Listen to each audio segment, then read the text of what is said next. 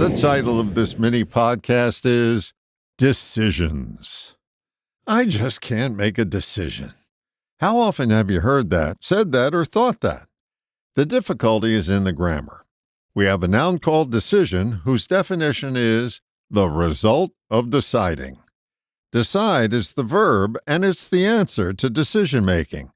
How come we don't decide? Fear. There are so many things we fear about deciding, they're too numerous to list. The secret that's been hidden from the constantly undecided person is this: if you don't decide, the decision will be made for you. You completely take yourself out of the decision-making process when you choose not to decide. You leave your future in the hands of chance when you choose that option. It's like going to Baskin-Robbins and allowing the ice cream server to pick for you. Here's your chunky peanut butter bubblegum Oreo watermelon surprise. As we approach yet another election cycle, we hear about the undecideds. Guess what? A number of undecideds will wind up not voting.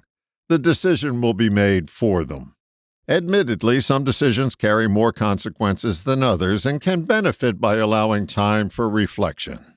But too much time in front of that mirror can make your future resemble Alice in Wonderland's.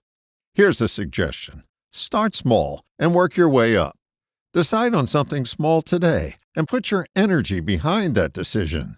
And then notice how confusion dissipates when you decide. As you get more adept at deciding, step up to the next level of risk and decide again. You're incrementally schooling yourself in decision-making. The only question you have to ask yourself now is this: do I want my life decided by somebody else?